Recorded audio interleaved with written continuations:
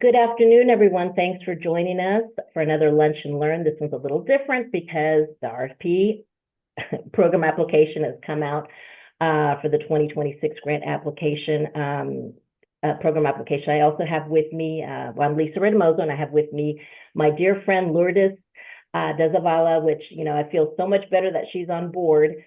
She and I have been texting since last week, and we've been both so busy and kind of texting and chatting about this. And I said, you know what? I would love it if you could join us, and let's just have our conversation out here with all our other talent search folks and EOC folks to kind of go through this together, to experience, to discuss this, almost like an unpacking like we do of the APR. I feel like it's an unpacking of the program application, which Lourdes and I will refer to the RFP, request for proposal, but I know it's a program application.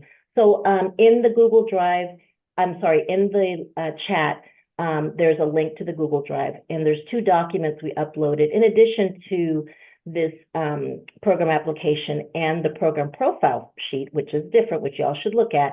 I also just uploaded two documents. One of them is highlighting the differences between the 2021 narrative program application and 2026, and another one about absolute and priorities and the invitational priority, which I hope we'll have time to cover briefly, but just in case we don't, there are the differences there.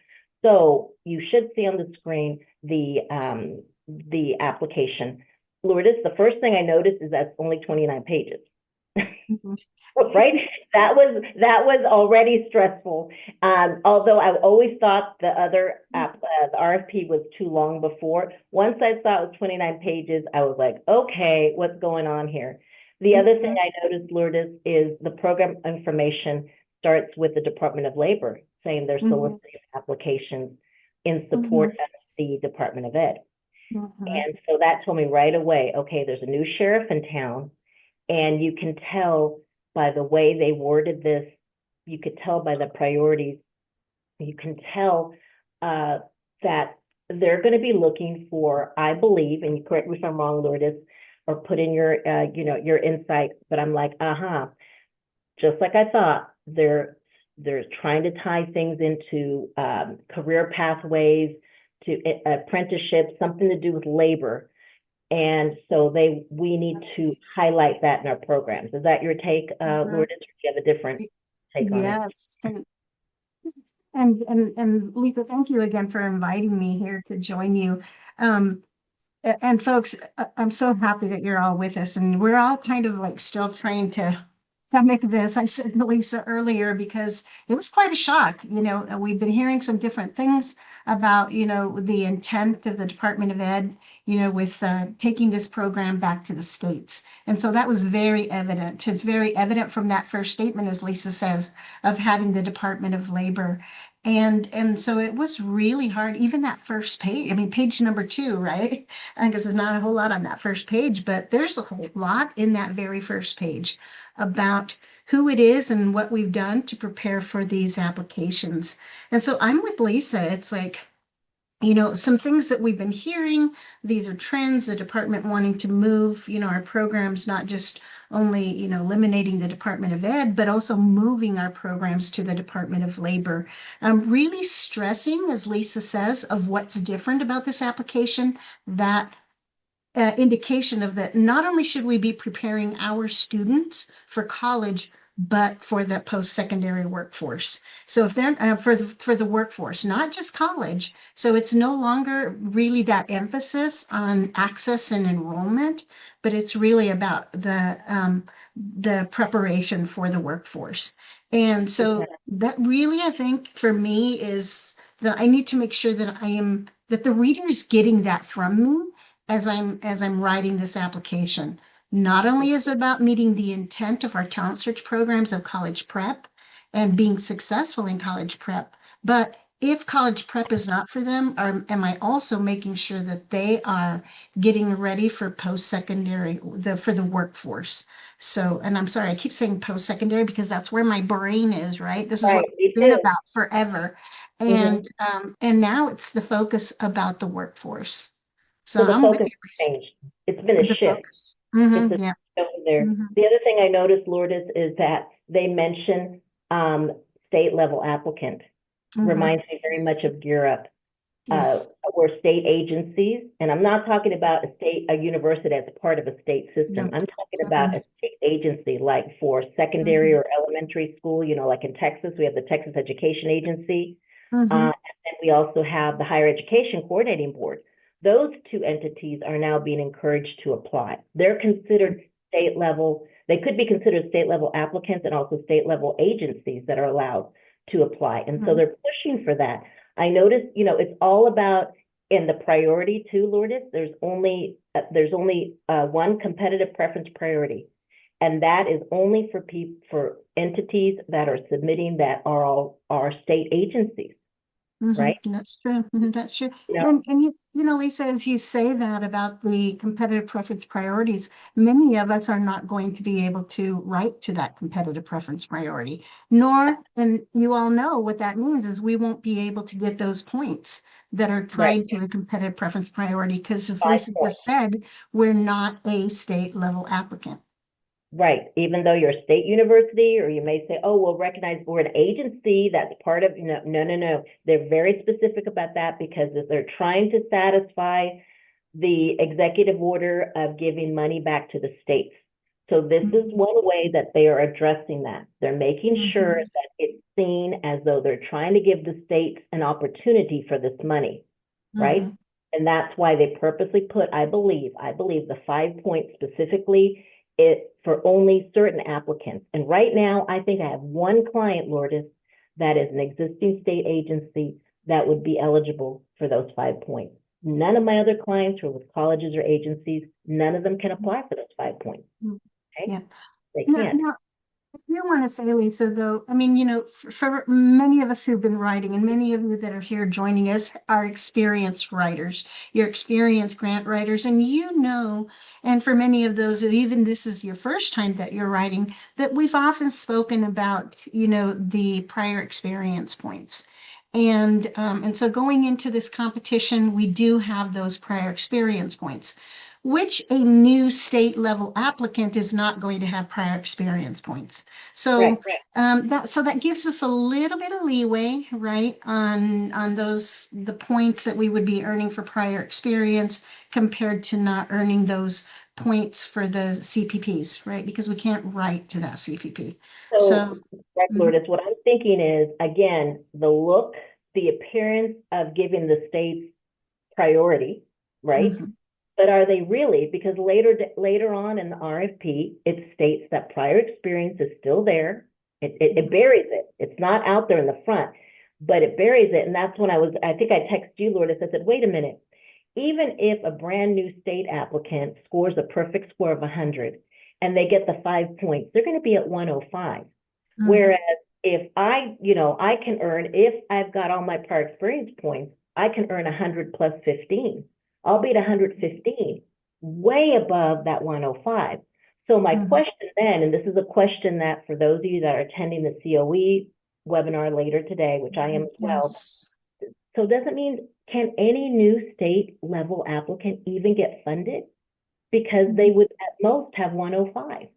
mhm, So I'm like, what's the deal? mhm, Unless it's designated, and I don't see mhm, here if they've mhm, set aside funds for such an entity. So they're kind of, giving them an extra break. But I don't see that, but it doesn't mean it's not mhm, happening. I just don't see mhm, mathematically how, even if fine, you can have your 5 points.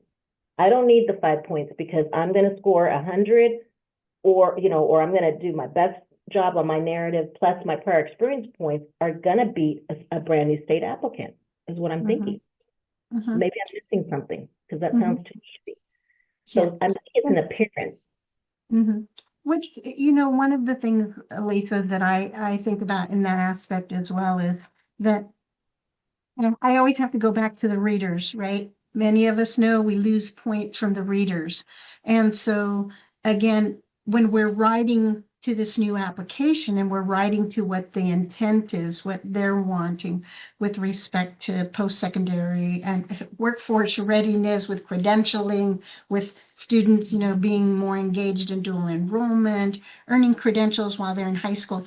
Are we writing to that such that we will be, in a position where we're meeting the intent of this application and what the readers are going to be looking for?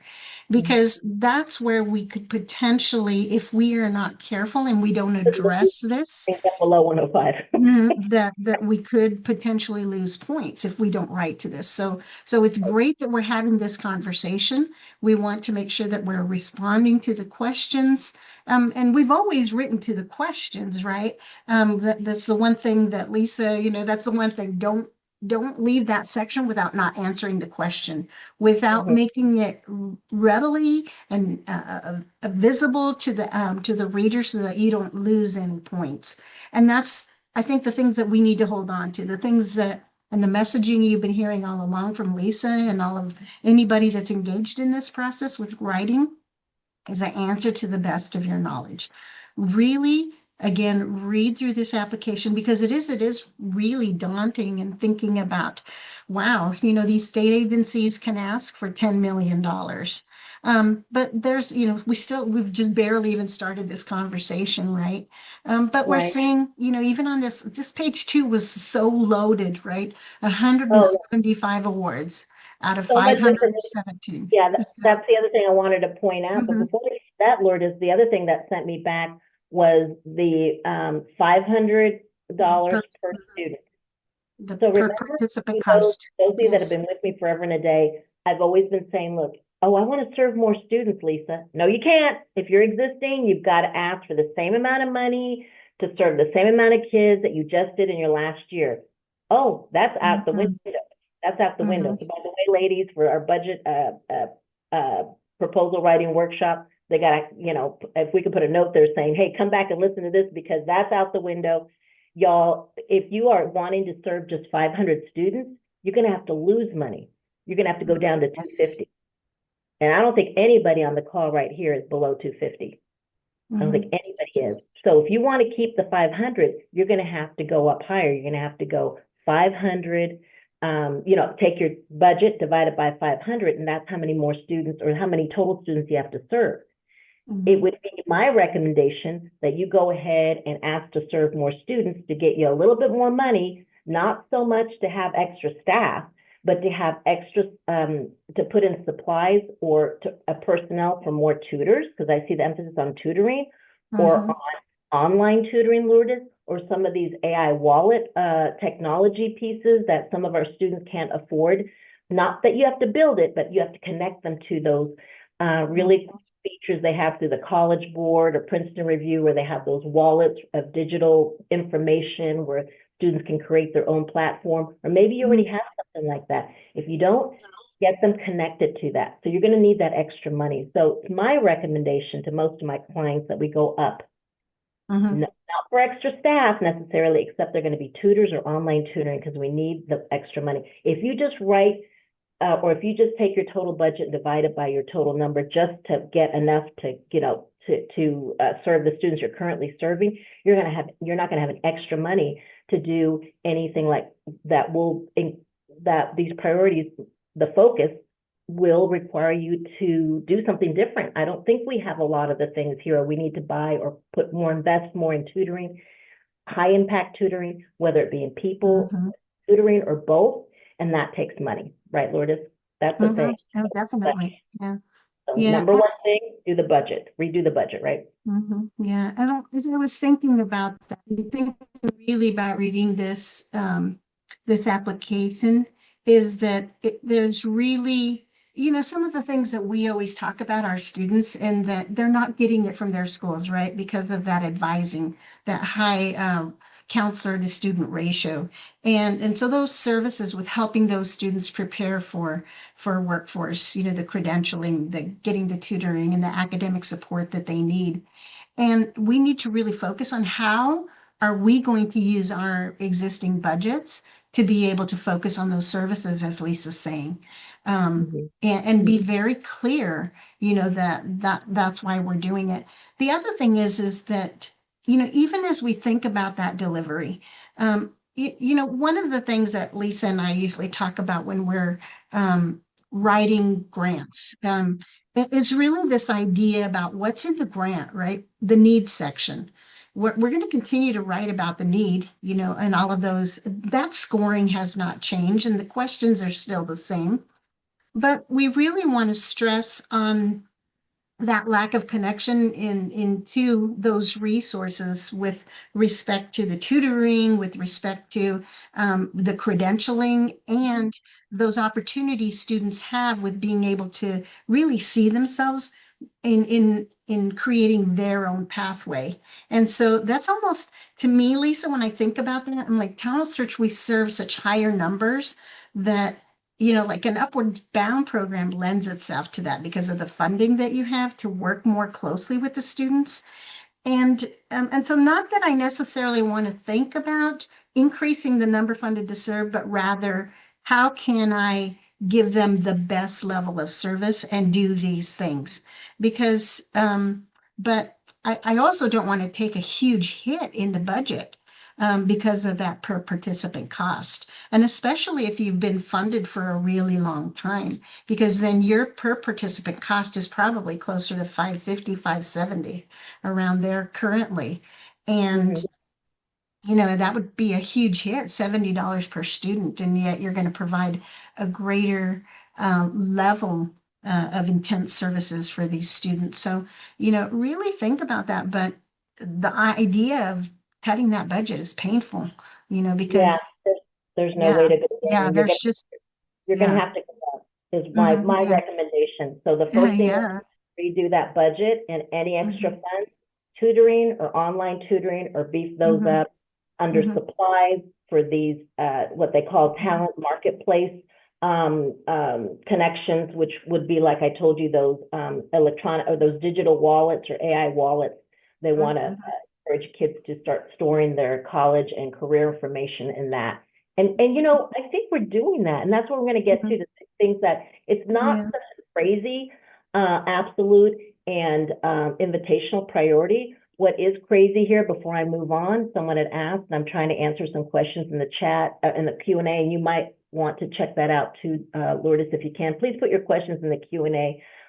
Estimated number of awards, Lourdes, 175. We yeah. currently have about 500 programs. What does hmm that tell you? They want bigger programs. hmm There'd be more students, kind of like Europe, hmm right? That's the reality of it. hmm So we have 500 in place, only 175. Lourdes, off the top of my head, and we can confirm this with COE, whenever you have so much competition and so limited funds, the cutoff to get funded goes very, very high. And it was already high in the last competition, Lourdes, where I had a couple of new grants that scored a perfect score. In the past for SSS, that would have been a done deal. They would have been funded right away, but they weren't because there wasn't enough money. I hmm believe that's going to happen too. I hmm believe that the cutoff is going to hmm be 15. hmm Well, and if you think about that, then in the application, it's still written that if there's a funding band, if anything, then the projects, they'll go to the congressional districts. And many of us, I know, won't get funded even if it goes to congressional district. I can think about us in Colorado. They think everybody's skiing, and there's no significant need in Colorado. Well, we know there's significant need for our students in our schools and in our school districts. But just by listing a congressional district where income is extremely high, doesn't hit at those pockets for those students that we serve. And so we know that we would be impacted when it goes to the congressional districts and this high number of individuals who are scoring perfect scores, like they have in the past. But then I also think about, like, again, the readers, what will the readers, how will they be trained? What are they looking for? So I'm definitely going to be interested in finding out how that training goes, right, Right, for right. them. Mm-hmm. So the math to me makes it appear, y'all confirm and ask COE, Mm-hmm. I don't see how the cutoff cannot be 115 to start, and there'll be a whole bunch of people sitting at 115, and then they're going to do this tiebreaker, which we've never Mm-hmm. had that detail of a tiebreaker. I have been working on another document that breaks down that tiebreaker, sorted, because it's almost like we're going to be scored twice. Once Yes. by the readers to get 100, and then based on prior experience. So everyone out there, you better start adding up your prior experience points right now to see how much you have going into the competition. I always say that, but I mean it for real this time. And so you get read once by the readers to get the 100 points, hopefully. As Lourdes is saying, making sure we mention these things, talk about them, because that's the focus. And then hopefully get our 115, all right? And then we're going to be sitting at 115, and then they're going to go through the tiebreaker, because they're not going to have enough money to serve all the people that scored 115, believe it or not, if they're going to score that many. And there's going to be a tiebreaker, and that tiebreaker, I forget what page it is on, Lourdes, but it is a 3, so you get scored again. Your proposal is looked at, and they look at, wait a minute, how many other programs are in that congressional district? How many other talent search in the congressional district? That's on your program profile form, which is also the document that hopefully we'll have time to look at. So you get points for that. If there's no programs or fewer programs, then you're going to score higher there. Then you get points added on based off of your congressional district. If how many people do not have a bachelor's degree, if there's a high number of people with no bachelor's degree in your congressional district, then you get more points in the tiebreaker. And then finally, they look at how many low-income students you have based on free and reduced lunch in that congressional district. So you get points there. So do you see the tiebreaker? To be successful, you'll be scored twice. You'll go through the regular reading, and then in the tiebreaker, they're going to look at your congressional district. Lourdes, I wrote 2 Gear Ups last competition. Both of them got perfect scores. They didn't get funded because they didn't, the tiebreaker, they didn't have there were other people that scored a perfect score that in those areas had a higher need, and they got more points. And that's never happened to me before. Yep. And the same tiebreaker they're doing for Gear Up, they're going to use for talent. Yeah. And you know, and I'm seeing Jamie's comment, you know, in the Q&A. And Jamie, that's exactly, you know, why we, you know, math science, our Upward Bound and math science program is that, you know, in prior grants is that they looked at the congressional district. And so they don't look at the congressional district about where your they look at the congressional district for where your institution is housed, not the congressional district of the service area. And so, and many of us don't write specifically for where our institutions are because of this. And so I hear you, you know, that's where we get impacted, you know, with some of these tiebreakers. Right, Lourdes. You know, that was my question. I want to confirm, because it looks like they go by the address from which the project is housed at. So I could be from the university of a certain city, but that's my address where I get the money, but I'm serving schools 3 hours away on the border, possibly, right? Okay. Yes. We're getting some other questions, Lourdes, about some people that this is their second cycle. They're not old enough to have earned 15 points, you know, because they got funded for the first time in 2021. And so they won't get 15 points. They won't have 15 points going to the next competition. Only because they were too young, you know, that puts it at an advantage. So I said to them, you need to ask, how are they going to address that in, you know, that issue? Now, the following entities are eligible, you know, the same thing as before: higher institutions, public and private agency, including community-based organization with experience in serving disadvantaged youth. And it says now, they put this in their notes, state educational agencies may apply as a public organization. A secondary school, you know, secondary schools could have always done that. Now they're stressing charter schools can do that. And you can do a combination of these, Lourdes. And some people are saying, well, what if I work with my, you know, we're really good partners with workforce, or I mean, not workforce, but the state agency. What if we do a partnership with them? Okay, you do a partnership with them, but I believe, get clarification, that whoever submits the grant to get those 5 points needs to be the state agency, needs to be, because you can be partners, but just like they have in Gear Up, there's only one fiscal agent, you know, and they would have to be the fiscal agent. And I don't believe they'd get the prior experience points, But then they could, and they're encouraging, subcontract with y'all. If they get funded, I don't know how without the 15, without having all the points, they can, and they're being encouraged to subcontract, just like they say, give it back to the states, and then the states would put an RFP out, and then you all would try to get your funding from the state instead. But Lourdes, I don't know if you want to speak to that, but that's the kind of thing that is, they're being encouraged. But again, I'm not sure how that can happen without them having enough points to get funded. Okay.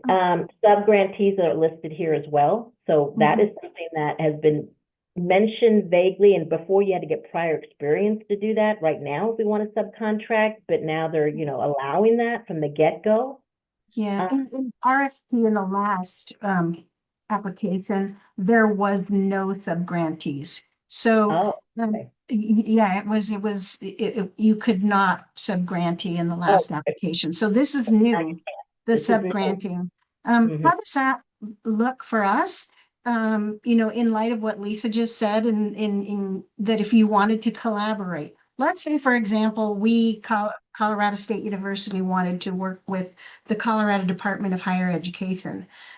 And if they, as the state agency, state level agency, received the grant, then they could sub-grantee to different organizations to be, to do the groundwork.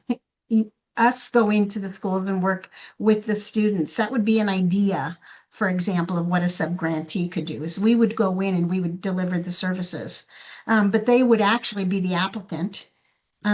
But you have to have that collaboration. It just seemed like too soon for that. I mean, these conversations would have had to be ongoing, right? To be able to establish that collaboration and that connection. I just don't know about that. So I'm going to be really interested. And, Lisa mentioned COE and their session that they're doing today. And if you've not signed on, I highly encourage you, to sign on to ask some of your questions as well, because a lot of these are just our initial reactions and responses. But I'm really interested in seeing, what does that really even look like?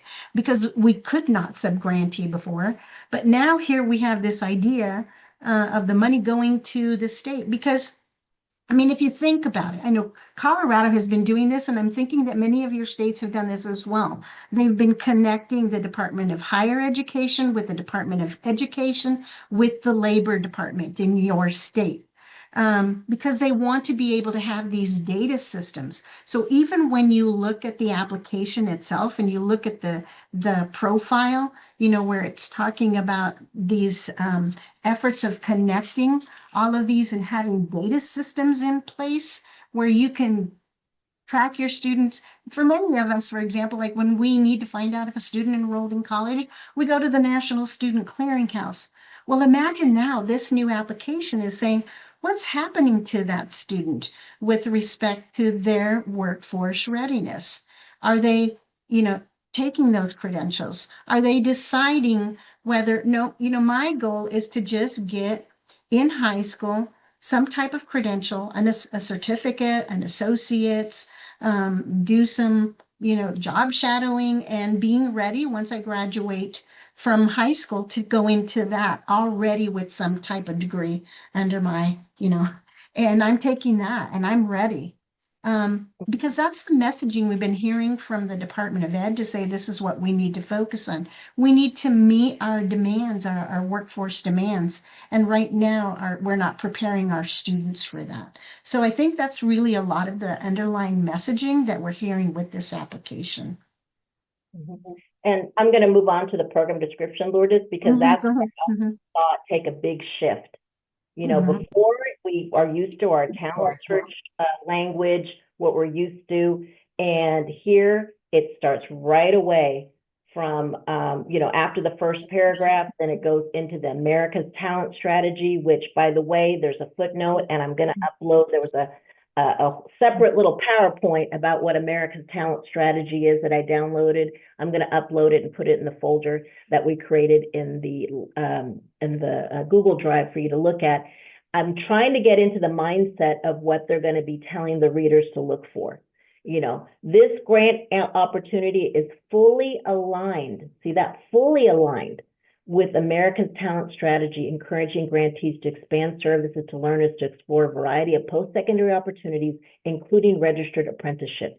And down at the bottom, there's a footnote to that presentation. That's the one I was talking to you about. These options include enhanced programming based on pre-apprenticeship and other work-based learning experience that combine paid on-the-job training with academic credit, industry recognized credentials in high-demand fields, okay?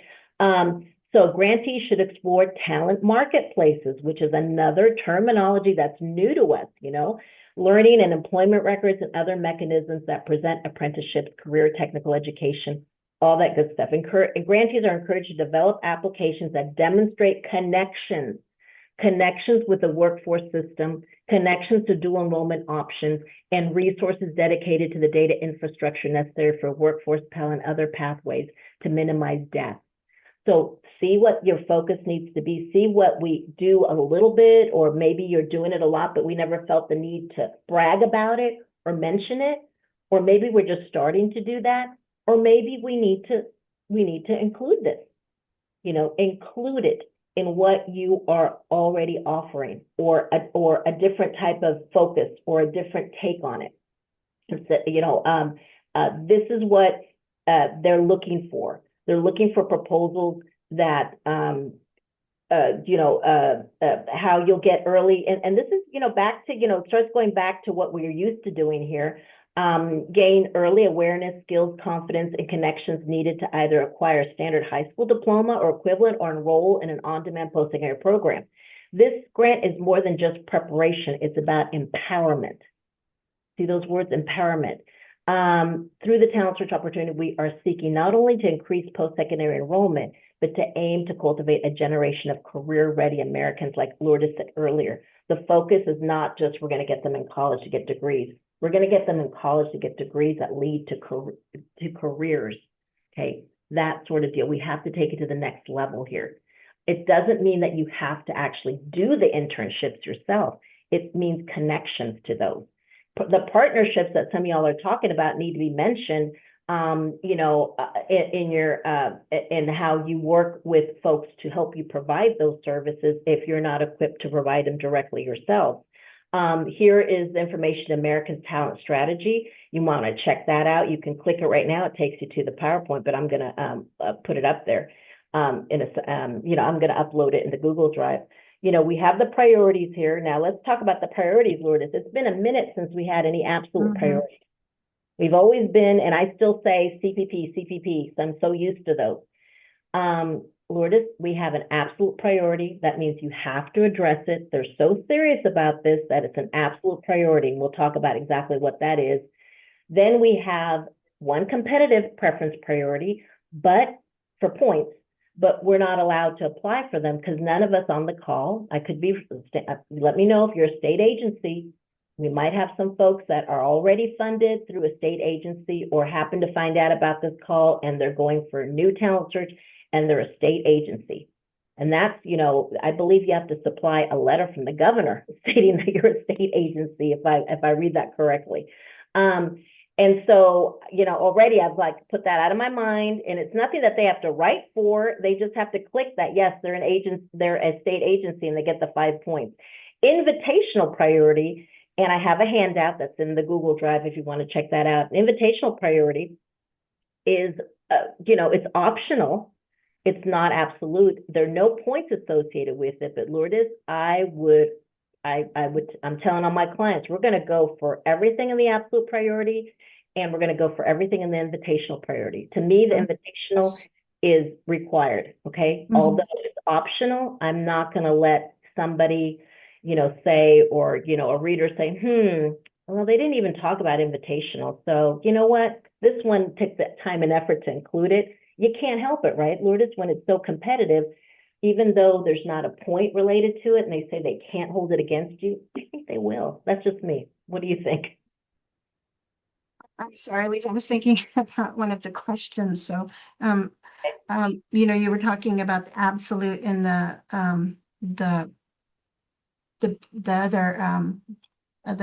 preference, invitational, and we definitely need to write to those. And again, in the earlier, I don't think I completed my thought, but when we describe this need and when we talk about the plan of operation and the curriculum, we need to be very intentional about how it is that we're responding to these priorities. All of these sections are all related to one another, but again, we have to make sure that we're, answering the question of what it is that they're looking for, in terms of, these students and being ready, for post-secondary ed and or just going to the workforce. And yes, somebody asked the question, in that, but doesn't that impact our objectives? And yes, it is going to. I mean, that's why we don't write 100% objectives either, because in this situation, we know some of our students, if we're thinking about our goal is to really help the student find their pathway, right? Their pathway of, yes, I'm going to go to college. And many of us know in Talent Search, not all of our students, by the time they get to seniors, are thinking about college. They haven't applied for admissions, they haven't applied for financial aid, and we're like, they've been with us for a really long time, and all of a sudden they're not doing that. So that's why we don't write 100% objectives. But our goal should be with those students is early on, defining it within our curriculum and saying, our goal is to work with those students and decide what do they want, what's their path. And that's why I kept thinking, this is more like a one-on-one. Are we taking that time right now to do that one-on-one?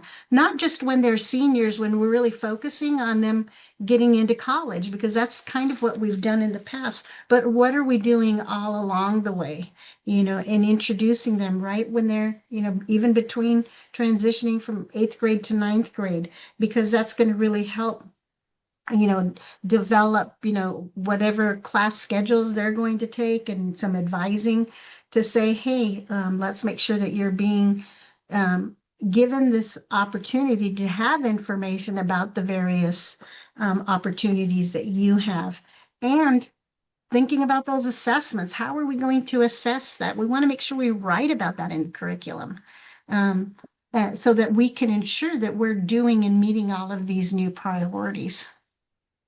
And someone asked, oh my God, y'all don't kill me for my spelling. I don't have my glasses and it's crazy. Okay. So, and spell check is trying to help me out, but I'm beyond help this morning and just trying to answer the questions. Someone said, so the CPPs are now called priorities. Well, guess what? They've always been priorities. Okay. They've always been priorities. We've always had, the department could always had a choice of 3 priorities they could have, dumped on us, for lack of a better word. An absolute priority means you have to address it. Okay, there's no ifs, ands, or buts. There's no points, and it says it's required, like right here, absolute priority. The absolute priority is expanding education choice. That's the theme.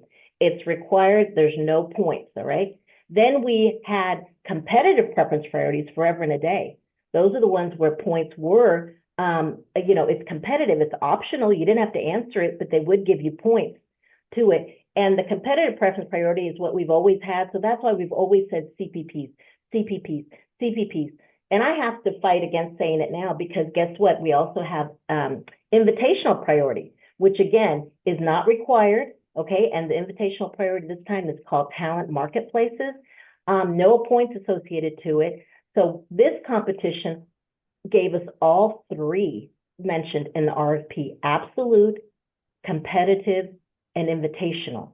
It's just the way they set up the competitive preference one, the CPP, that we're used to utilizing all the time when we write our proposals and then stuck reporting on in the APR. The only way we can earn up to 0 to 5 points, which Lourdes, I don't know how they're going to address that, but if you're a state educational agency, and when you click that link, it takes you to the legislation. And so if you're still thinking you're an agency, a state educational agency, double check by clicking that definition. I clicked it and I was like, nope, that's not going to work. State workforce development agencies or a state higher education agency, like in Texas, TEA, Texas Education Agency, would work for that, would be able to qualify for the 5 points if they submitted. The Workforce Center, they could apply for that. And also our Texas Higher Education Coordinating Board, and also an Indian tribe. So there might be some talent search programs already through an Indian tribe, Lourdes, that you know of, and they would be the ones eligible. I do have one client that already had 2 existing talent search projects through a state agency, so they'll be able to apply for that directly. Okay. And so you have 3 different priorities, but really only 2 for most of us. It's the absolute priority, expanding education choice. So get familiar with that. I tried to do that all this weekend and just read up on stuff, not trying to memorize, but trying to understand the concept. So what they want to see is projects or proposals that do one or more of the following: expand access to education services that accelerate learning, such as high impact tutoring. So that almost makes it, you know how we're used to connections, you can still do the connections, but I would strongly recommend with the extra, which is not really extra, money that you're going to have to ask for to serve, the students, serve more students to get a little bit more money, that you invested in, if you don't have tutoring going on both in person or online, to do both if you can. And then expanding access to one or more of the following at the high school or post-secondary level: distance learning. Now, this is the key. Expand access. That doesn't mean you have to do it. That means you have to stress connections and partnerships, all right? To get your students connected to distance learning, pre-apprenticeships, or registered apprenticeships, including registered apprenticeships for in-school and out-of-school use. So mention how you're going to get out-of-school use. Should your students ever drop out, please mention a connection to that. All right, Lourdes? I'm trying to get people to stop thinking, oh my God, I got to do an internship. I can't do it. No, you don't have to do that. You want to expand access. And you're probably doing that informally or once in a blue moon and not counting it. But now you got to make it a focus, or make it the focus of your current programming. Correct, Lourdes? That's what I'm. Yes. Okay. And then C, expand access to programs or coursework that lead to in-demand, industry-recognized post-secondary credentials. Expand access to programs or coursework. Advanced placement, dual enrollment, rigorous secondary school program of study. Tie it into now just not, we're going to prepare them so they'll do well in college and graduate. No, it's got to be tied into something to deal with a specific type of major, or focus on, making sure that they are in connection to trying to get credit in something that could be tied into something industry recognized. Lourdes, is what I'm thinking. Yes. Yeah. It's really sharing that information about how are they going to be able to do all of these things and still meet that, the absolute priority. Then we have the invitational priority, projects that are designed to strengthen their career and personal counseling activities. So we do career and personal counseling, right? To improve persistence, post-secondary access, and opportunity, and create data infrastructure that connects education to workforce outcomes by doing the following. Okay, connections there. So when I read this, then I was like, integrating learning and employment records, LER, with IA-enabled learner wallets to transform student support services into personalized skills-based pathways to post-secondary success and employment, and expanding access to talent marketplaces composed of credential registries, publishing, education training, job description generators. So those learning and employment records are creating, basically, when I said, okay, break this down to me, what is this talking about? This is talking about trying to get these students, continuing your current, or upgrading the way you provide career exploration and career information, to tie it into digital, tie it into a connection, try to get them ready so that they can connect to some of these digital platforms. I think people have already mentioned that they use, like, is it Zello or something like that, where it's an AI wallet. And I'm going to look at those to see, and do a search. Go to Google and put AI-enabled wallet features. This is where I think, out of the extra money that we get, that we're going to have to purchase these things, or these platforms, or again, these priorities always seem to get us to spend money with a certain vendor. All of a sudden that pops up and says, hey, I got you covered. We got the platform for it. So it's creating a platform, basically. I mean, but not you creating, but getting these students connected to that platform. Lourdes, would you agree? I mean, I'm just trying to figure it out. I do have a worksheet where I kind of broke this down. I agree, Lisa. again, it's really that connection to, I think about, one of the tools as you were describing, these tools, some of us might use, ONET, where we have the students connect to, a you know, there's pathways, there's different software that some of those vendors say, like a student can create their profile, and here in their profile, it allows them to explore different careers. It allows them to create their resume. It allows them to explore like how much, see little mini videos about a particular field of study and or work, and then the student can decide, well, what does that prospect look like?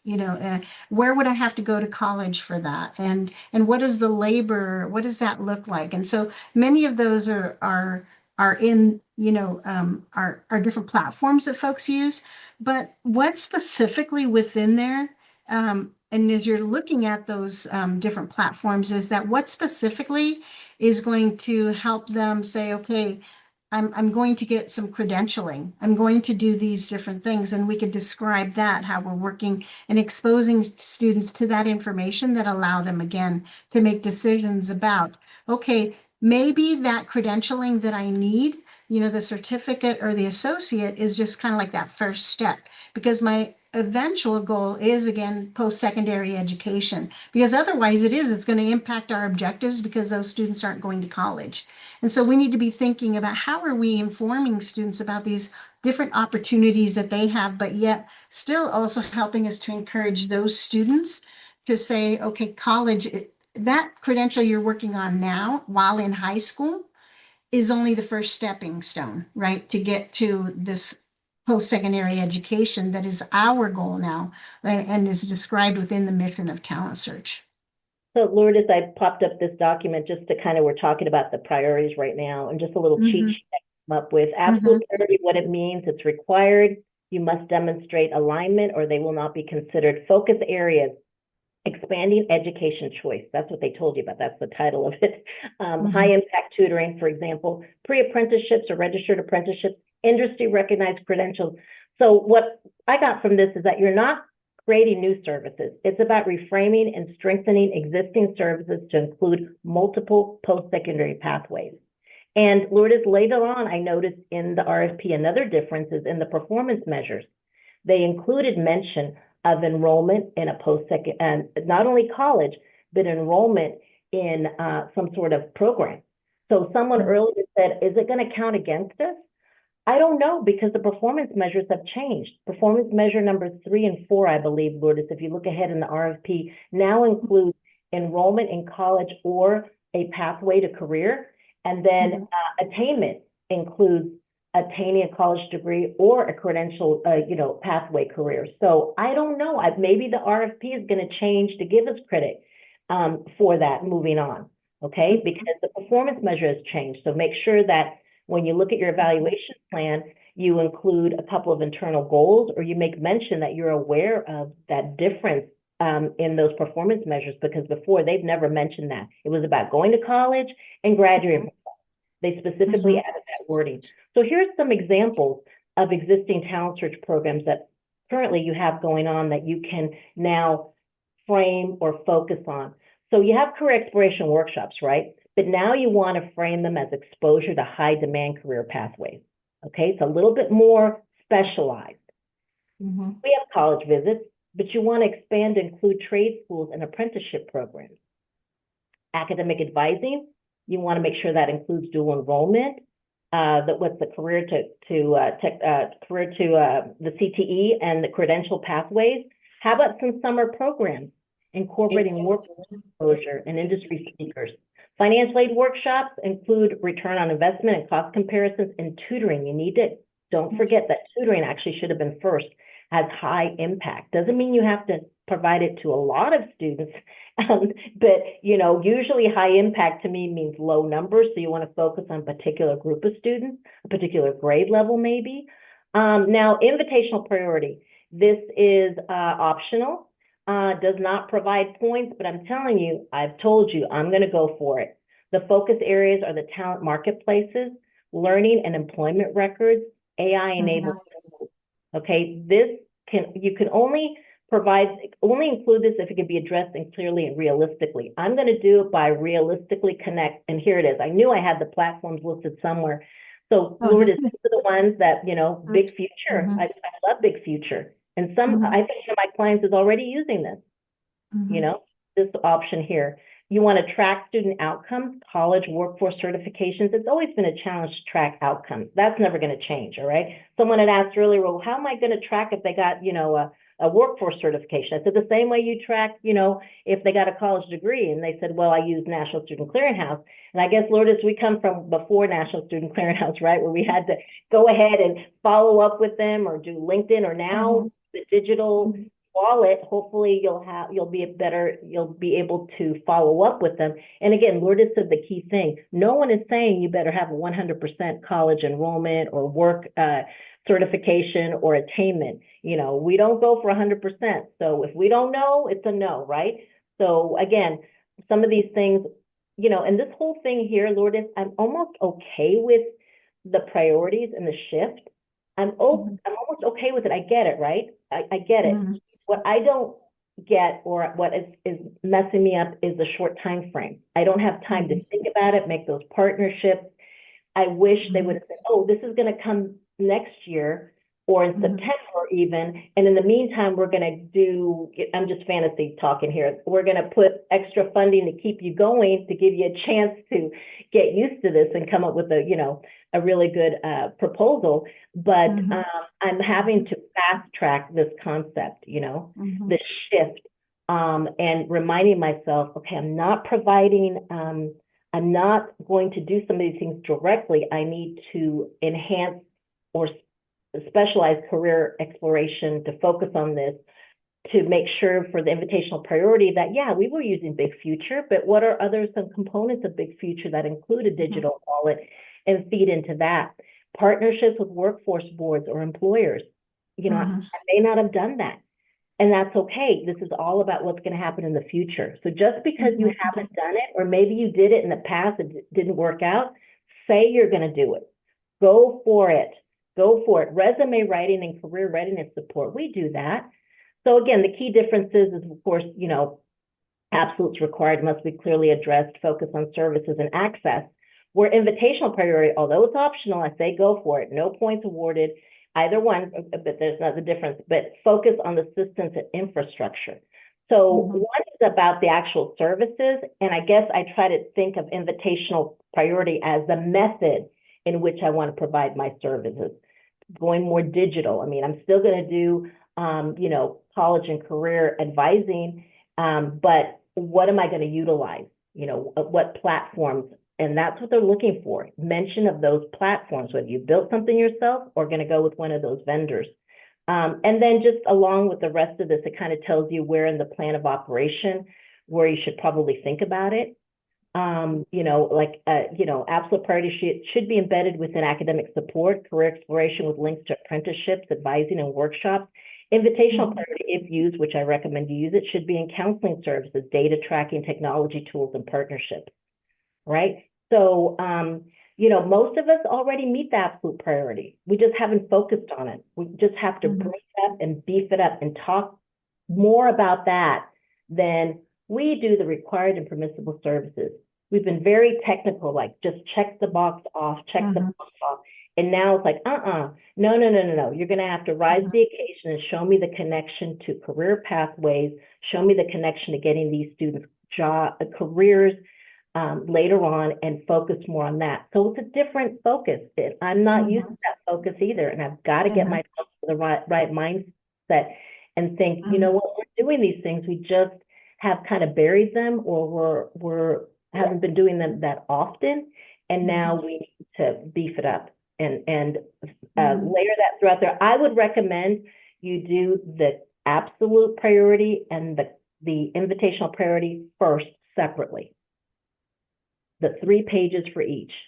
Then go back and look through your plan of operation, look through your evaluation plan. Even put a little bit of mention of it at the beginning and end of your needs section. Definitely the beginning of your objective section, and mention without overkill, that you're addressing the absolute and the invitational priority, not just for the words, but of the absolute or priority invitational, but by the words, career pathways, not only college enrollment, but connections to technology tools and partnerships when appropriate, and to change some of our terminology to use their terminology. Okay. Yeah. And if you've established some of those partnerships, if you're, because you've already been doing something, then make sure you include that within the applicant community support section. So. To do that. So let's see, let me see, Lourdes, if there's anything. Let me shift back to the RFP, but I wanted to, because that's what I had to do, y'all. I had to okay, what are these people talking about? What, I mean, let me break it down. And I was like, what do we currently do that ties into that? Well, the selection criteria has not changed. That's the crazy part, right? I was worried about this changing. And I knew they couldn't really, right? Because it's in the regulations. One thing that if you go down, even where you see the applicant community support section, Lisa, the points on that one, the one thing that was surprising to me was that, let's see, if you see right there on page 10, resources through written commitments, it talks about if the applicant is an institution of higher ed, if it's a secondary school, if it's a community organization. Where is the state agency? I don't know. They didn't. Yeah, I'm telling you. I think it's really an appearance, but when they get down to it, how will they score there? Exactly, because they didn't. They're not. I guess considered. I don't know what they're going to do. That's another great question to ask. An opportunity to ask. But if these points stay the same, but the questions are the same, but the way the reviewers will be told to look for your answers is very, very different from before. Very, very, very different. So in some areas, you can use some of the same information as before, but you see, it's a whole nother focus. You want to make sure when it's applicable to make mention without being annoying, and you only have 65 pages, right? So you don't want to look like you just copy and paste the word, whatever, but you have to be reasonable. The quality of personnel, I may have to include that I require them to have some training in career workforce or a career, I have to look for the right language to layer in there. The evaluation plan, yes, I had been saving the logic model for the separate, I thought it would be in a CPP, right? So now I've got to include a logic model back in my evaluation plan. And that logic model needs to make mention of the absolute and invitational priority in my case, because I'm going to force it. And then when it talks about making progress toward achieving its objectives of formative evaluation, which is, internally during the year, I want to make sure I come up with a couple of goals. One goal for at least, for each, one goal to measure the absolute priority, one of the activities, and one goal to measure the effectiveness of the invitational priority. And I'll force that into the evaluation plan as well. And then let me end it with the performance measures. And this is what I was talking about, y'all. Performance measures here. Notice for performance measure number 3, post-secondary enrollment rates, including participation in registered apprenticeship of Talent Search participants. All right. So they're going to ask for that. They've got to ask for it on the APR. It may not be objective. Why don't you make it an internal goal? Nobody gets hurt if you don't meet internal goals. But I would think that's begging for an internal goal to be in your evaluation plan. And then the measurement on completion rates, including completion of registered apprenticeships of Talent Search participants. It's going to be listed there. Will I ever meet it? I don't know. How am I going to figure out how to track it? I'm going to say something. And, I've never had to go through it again, so I can't give you a perfect answer. I don't know if my answer is going to work, but I am going to make sure that I make mention of this. And so we may end up getting credit for those types of placements. Okay. All right. It mentions APR, since students may take different amounts of time, multiple years. Got it. That's not anything different. But anyway, I know we're running out of time, Lourdes. I'm gonna sit through the COE thing, and I mean, questions I would ask real quick is about the state agencies. How can they get funded if they only get 5 points? What if I am only, this is my second, I'm going for my second funding cycle, I don't have 15 points. Ask them, what do they think the cutoff scores will be? Ask them, will the department hold, who's going to hold? Is it Department of Labor or Department of Ed that's going to have to hold those technical assistance workshops? And they're saying double space everything, including charts. And I'm like, I don't know. I mean, I'm struggling with that too. They've always said at the very last minute or a different place where you could do single space for titles, charts, but they're not saying that. You can click here and you go to a website where it actually takes you, and I don't know if I'm going to take you to that, but it takes you to what they say needs to be the format of how many, the structure. And let me make sure I'm sharing this. Let me see. Sorry, on my computer is so slow this morning. But anyway, I clicked what standards they want us to use, and it takes us to this here. You see this where this says and double space.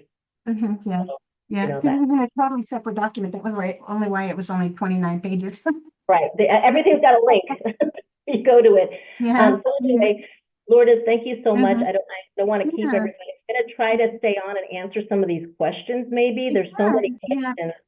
To stay on, and I see, some of the questions are about efficiency, that last page that you were showing, and some of those, it's not something we figure out, but we could figure out, because essentially how they're trying to figure out that cost per successful outcome is based on the number of students. For example, the number of students that within those performance measures that Lisa was showing, is that how many of those students actually enrolled in college, how many of those actually, maybe depending on if they're going to look at it in that way, of how many of those students completed an apprenticeship. So they're going to be looking at them in different ways, but they will put out a document that says this is how we, figure out the cost per successful participant. So sometimes, their guidance that they give us. I think, Lisa, like you, Lisa, I have a lot of questions just after reading the application, is that, how are they going to award even all of those points, to a state level agency? What's their personnel going to look like in this idea of subcontracting, of the sub-grantees? Also, when you look at the the profile, how are they going to list the schools that they're going to serve? So there's a lot of questions that haven't yet been answered. And so I'm going to be interested in when the department also does their training on this application. But definitely make sure, you tap into what COE is going to share and their insights, because they've probably been asking some of those questions already. So thanks again for joining us. And I know we didn't get to all of your questions, but Lisa, do you want to start on some of those, or? The handouts that I referred to are in the Google Drive. Okay, so some people are asking for that. I've shared 2 handouts in the Google Drive, right? How do you say it? Is it Zello is at our school district, but since I'm at a college, I don't have access to students' access. Does anyone hear a situation where you have access to Talent Search or college? Yes, if y'all could share that, or we can talk about that next week. Can someone remember that we're going to talk about platforms that the school district has? How can we have access to that? Or can we have access to that?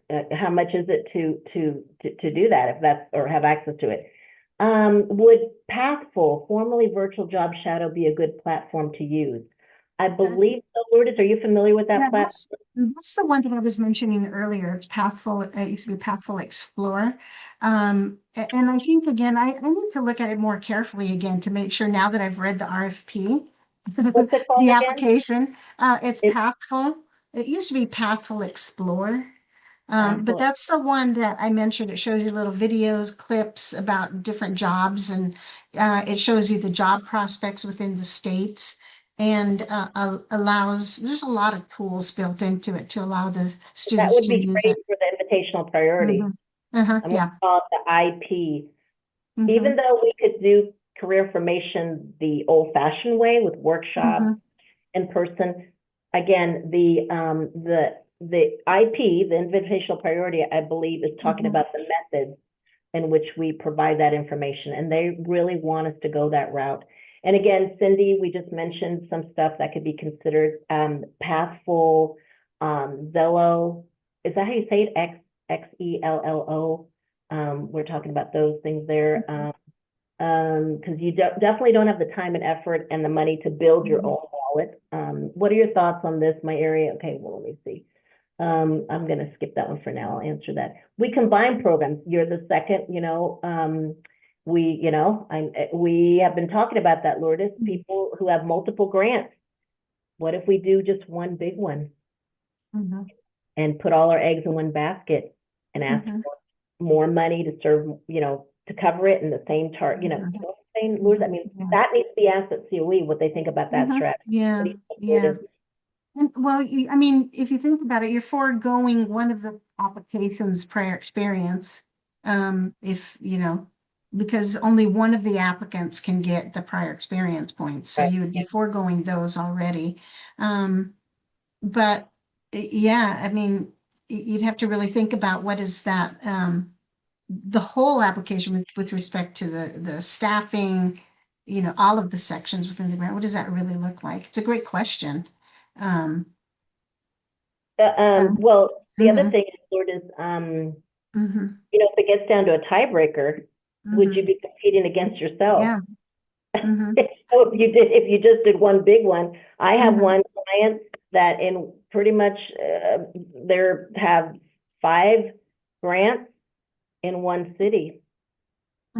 Each serve a different sub area. Would they be competing against themselves on the tiebreaker?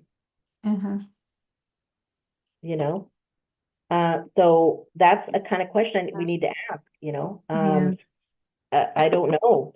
I don't know. Yeah. I'm thinking yes. I've already told 2 people, I think so, but then again, let me see, do we have other questions here at the very beginning?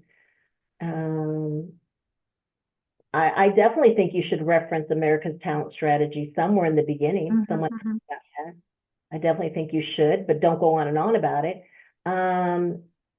State level applicants, governors would designate one of the large universities. I don't think so. If they did that, you see that comment at the very beginning, if governors could designate one of their large universities that currently has a talent search grant as a state agency to max it out, that would take, that would take some time, and we don't have time. So maybe add more time. I don't think so. But yeah, I mean, a governor could designate that, I think. So we only think 175 will get funded.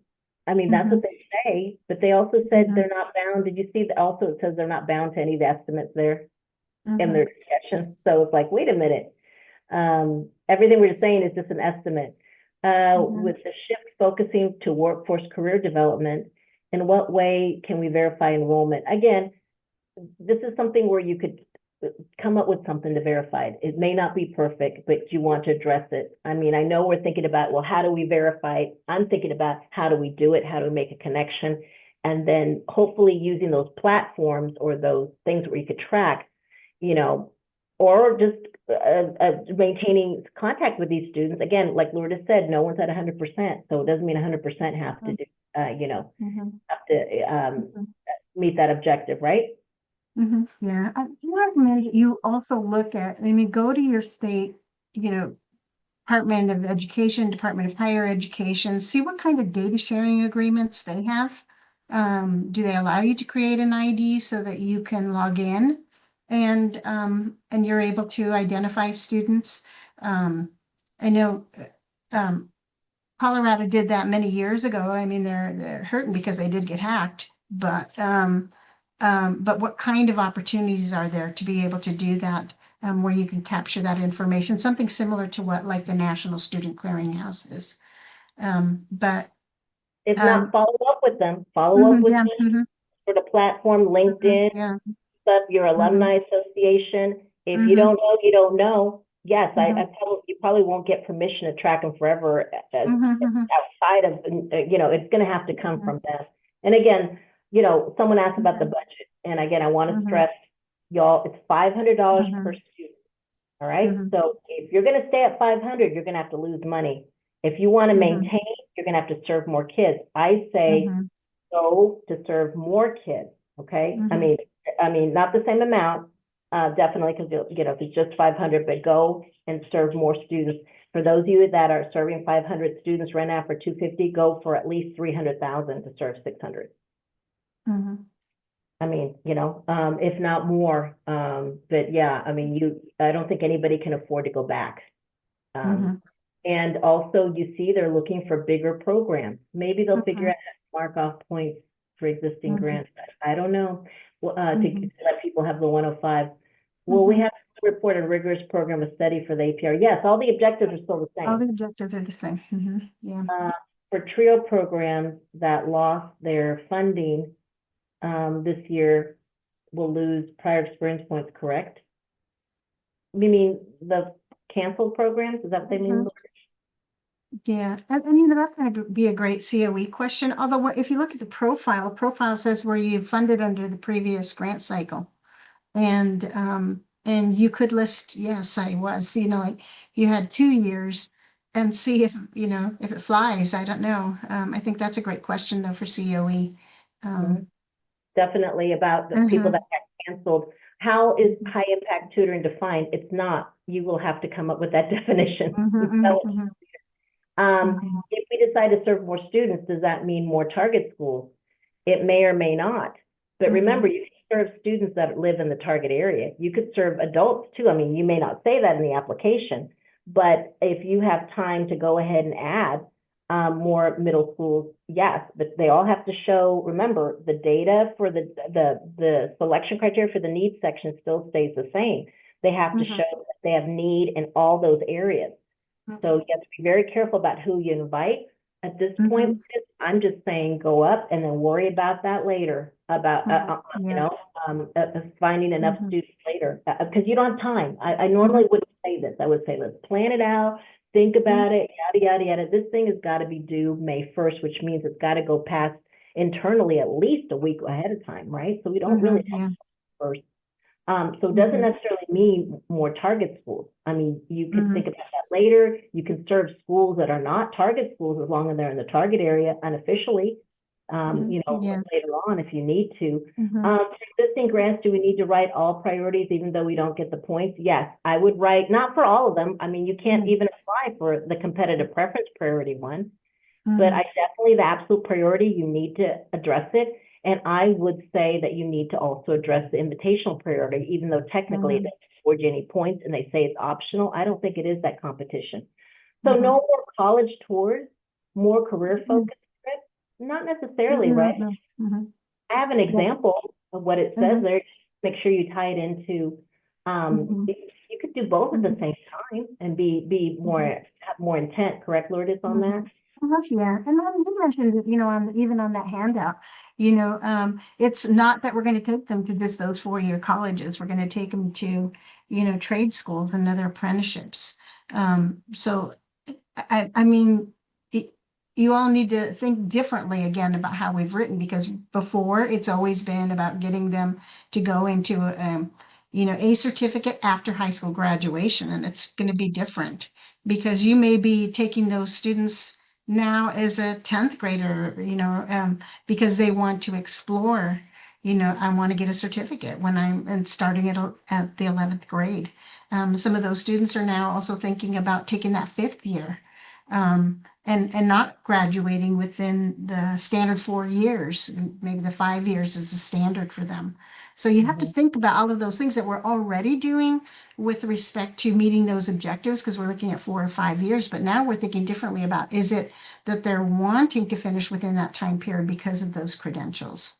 And and Right. and and even at that, for many of us, many of our high schools are already doing that.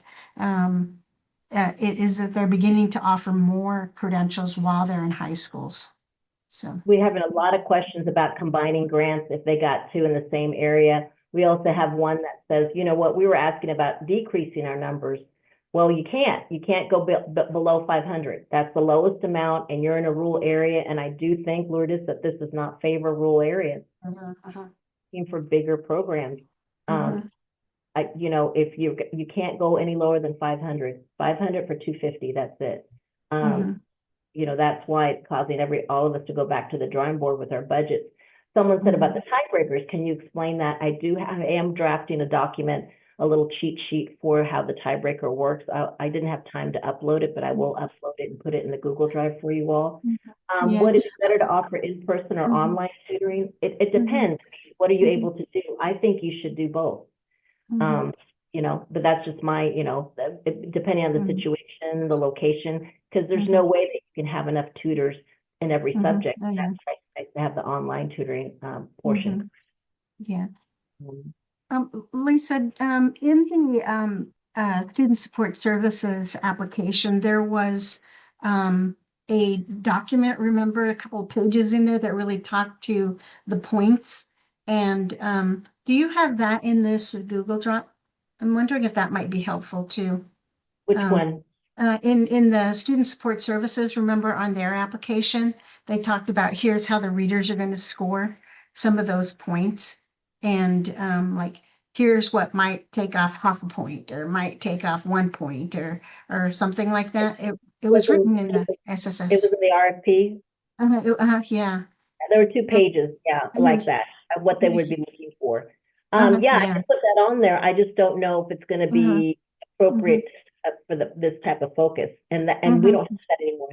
Those are yeah. the 2 or 3 pages that I like to Mhm, look at because it told me exactly what the reader would be looking at. yeah. It's actually in Uh, the Talent Search one, in the 2021 one, yeah. what Yeah. they So focused on at that time.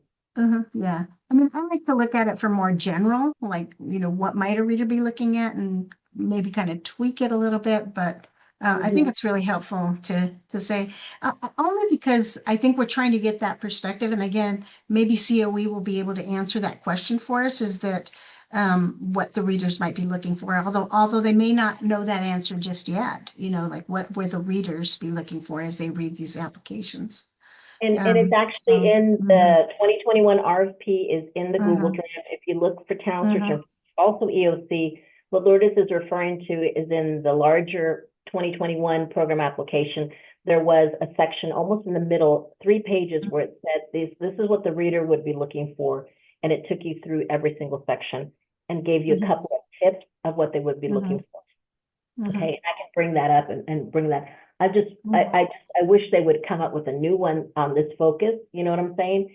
Oh, I hear Because you. I definitely hear. if that one, then you might not remember to bring in some of this other mention of these buzzwords. Without being annoying and having some intent. So it needs to fit, but just can't be scattered throughout. Lourdes, I've always kept the CPP separate pretty much from my Mhm, narrative. mhm, Because we used to have CPPs. Remember, see, I'm using the language where it gets scored, right? mhm, So I said, hey, I'm going to, concentrate on getting my points there and then just scatter it through, mention throughout the rest of the narrative. Now I'm thinking differently. I'm writing the CPPs and now I'm going to go through every single section and see where I can appropriately and not annoyingly where it's appropriate, mention them, mention parts of them so that they're now, if someone were to pick that up and read it first, they'd know they wouldn't be waiting to see what I'm about to do in the CPPs, but I mean, in the priorities, but the priorities are only 3 pages too. So, we'll talk probably next week about what format you might want to use and what you want to, how you want to make it look. And just review some more on where in the narrative it should be mentioned, but you can't just insert a whole paragraph in the middle of your narrative and then think that's going to be enough. You know, it's going to have to be part of it, but at the same time, not like every other line is what I'm saying. You know, um, mhm. that's what I'm thinking. So yes, I do recommend you do A, B, and C under absolute priority. Yes, all 3 parts, even though it has an or, do all 3 parts. Do you want to cover what distance learning is? Someone had asked about distance learning, Lourdes. I don't know the exact definition of it, but when I think about distance learning, is I think about those students who might be taking like virtual online classes. They're the distance learning is that they're probably in either at a setting in their home and or maybe on a college campus or somewhere that they're going and learning via, like being enrolled in a class online. So they're distance learning. They're not actually sitting in a classroom, in a traditional classroom setting where there's the instructor and they're learning, in that way, the traditional. Many of the institutions now are going to distance learning, even for students who are already at the post-secondary institution, and beginning to offer more courses in that way because, especially folks who might, for example, already have a credential or they want to like move up in their current job or get additional certification or credentialing, so that they can increase their opportunities at wherever they might be employed. And so they're really engaging in this distance learning. I think also as we think about, even our talent search students, and Lisa mentioned this early on, is that what's my return on investment for my students, and that they understand that am I taking the right number of classes and the number of credits that I'm paying for because it might impact my financial aid, but also this distance learning plays a vital role in that return on investment, because so many students are now graduating and in debt, right? They owe so much on student loans. And if maybe they had taken a distance learning class that had a more reasonable cost for me to still earn some post-secondary credits, then that's something that we want to make sure we're informing our students of, so they can really, again, understand that return on investment. And again, it's just really thinking differently about how we're engaging students in that learning and are understanding what are those opportunities that they have. Okay. Thank you, Lourdes, for that. And so a lot of budget questions. Again, I want to stress, again, with the budget, if you want to maintain your current funding, you have to you take your current budget, divide it by $500, and that tells you how many students you have to serve, okay? If you want to maintain funding, all right, at your current funding level. If you want to stick to just 500 students, then you'll have to lose money. You'll have to go down to 250. So a lot of y'all said, I have a hard time recruiting 500. I can't imagine 600. You're going to have to imagine it. You're going to have to go for it. So your choices are you cut your budget down to 250 to serve just 500, or whatever you're currently funded at right now, divided by $500. That's how many more students you have to serve to maintain. But then you don't get any extra money, to do, anyway, I say go for more money to serve more students. That's what they want you to do. That's what I want you to do, Lourdes. What do you think? And it's what we keep messaging. We keep telling the Department of Ed that there's so many students that are eligible for our program. And so now they're telling you, okay, serve more students. If you really want to address the need in your target community, serve more students. This is how much money we're going to give you. They're almost drawing that fine line of, then you need to do it. Serve more students at a less participant cost. But we know that with all of these additional things that we're going to need to make sure that we're engaging those students in, that it's really, to me, it would be like a greater per participant cost than just the 500. So, but we've got to manage the money well, and again, look at the staffing that we have, who's delivering those services, the applicant community support. How am I getting some additional supports from my institution or my community agencies or my schools to help share in that cost? It's not just the full federal money that you should be relying on. Lourdes, someone said, do we need to put research to cite our ideas? I don't believe you have to put research in there. You won't have room. No. No research in that. So I think, let's see here, distance learning different than dual enrollment. Well, students can sometimes they take their dual enrollments via distant learning, right, Lourdes? Yes. Oh, yeah. So you can combine, I believe that might be crossing over. So that's what it gets confused about. The absolute and the invitational, like the absolute is the service and the invitational is how you provide that service, is what I'm trying to keep reminding myself. So they cross over.